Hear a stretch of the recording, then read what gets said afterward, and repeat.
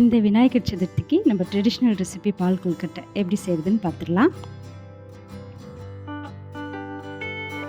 அதுக்கு ஒரு பவுலில் 1 கப் கொழுக்கட்டை மாவு சேர்த்துக்கோங்க. கூடவே கொஞ்சம் உப்பு சேர்த்து நல்லா கலந்து விடுங்க. அப்போ தான் உப்பு ஈவனாக எல்லா இடத்துலையுமே ஸ்ப்ரெட் ஆகும். 1 கப் மாவுக்கு 1 கப் சுடு தண்ணி சேர்த்து நல்லா கலந்து விடுங்க.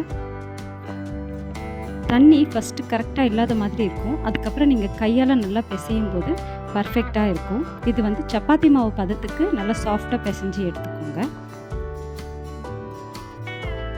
பார்த்தீங்களா, இந்த அளவுக்கு சாஃப்டாக இருக்கணும்.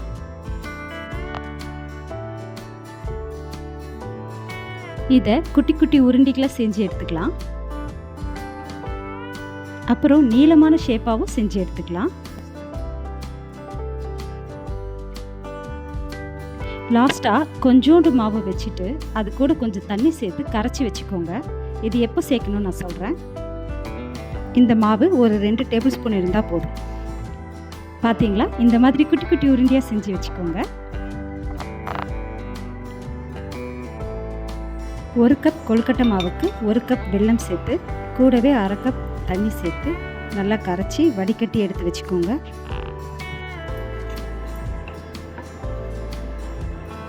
ஒரு பாத்திரத்தில் 2 கப் தண்ணி, 2 கப் தேங்காய் பால், அதாவது நம்ம 2ஆவதாக எடுத்த தேங்காய் பால். ஃபஸ்ட்டு திக்காக ஒரு தேங்காய் பால் எடுப்போம், அது தனியாக எடுத்து வச்சுருங்க. அது ஃபைனலாக தான் நம்ம ஆட் பண்ணணும். இது 2ஆவதாக எடுத்த தேங்காய் பால் 2 கப் சேர்த்துக்கோங்க. அது கூட கொஞ்சம் உப்பு சேர்த்து நம்ம கொழுக்கட்டைங்களை சேர்த்து ஒரு 10 நிமிஷம் வேக வச்சுக்கிறோம். உப்பு எதுக்கு சேர்க்குறோன்னா அது ஸ்வீட்டோடைய டேஸ்ட் கொஞ்சம் எடுத்து கொடுக்கணும் தான் சேர்த்துக்கிறோம். கொழுக்கட்டை வெந்ததுக்கப்புறமா நம்ம கரைச்சி வச்ச மாவு சேர்த்துக்கிறோம். இந்த மாவு கொஞ்சம் க்ரீமியான ஸ்ட்ரக்சருக்காக தான் சேர்த்துக்கிறோம். கூடவே கொஞ்சம் கரைச்சி வச்ச வெல்லம், ஏலக்காய் தூள், நான் நெய்யில் ஒரு ஸ்பூன் நெய்யில் துருவின தேங்காய் வறுத்து வச்சுருக்கேன், அதையும் சேர்த்துட்டு 2 நிமிஷம் கொதிக்க விட்டுட்டு அடுப்பை ஆஃப் பண்ணிவிடுங்க. அடுப்பை ஆஃப் பண்ணிவிட்டு நம்ம ஃபர்ஸ்ட் திக்கான தேங்காய் பால் எடுத்தோம் இல்லையா, அது சேர்த்துக்கோங்க. அவ்வளோதான், நம்ம சூப்பரான கொழுக்கட்டை ரெடி ஆகிடுச்சு. அடுத்து பிள்ளையாருக்கு பிடிச்ச கொழுக்கட்டை மட்டும் இல்லை, அவருக்கு பிடிச்ச சுண்டல் ரெசிப்பியும் பார்க்கலாம்.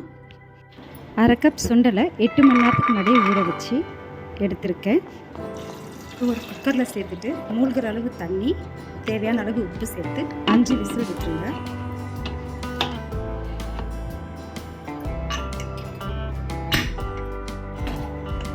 சுண்டல் வெந்ததுக்கப்புறமா அது தண்ணியிலேருந்து வடித்து எடுத்துக்கோங்க.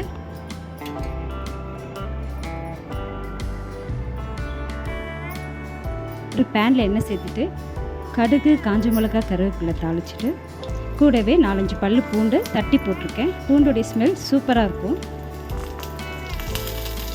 இதை லேசாக வதக்கிட்டு 1/2 டேபிள் ஸ்பூன் பெருங்காயத்தூள், 1/4 டேபிள் ஸ்பூன் சில்லித்தூள், ஒரு 3 பிஞ்ச் மஞ்சள் தூள் சேர்த்து லேசாக வதக்கிட்டு நம்ம சுண்டல் சேர்த்துடணும். சுண்டல் சேர்த்து மசாலா பரவுற வரைக்கும் லைட்டாக வதக்கிட்டு ஃபைனலாக துருவின தேங்காய் ஆட் பண்ண போகிறோம்.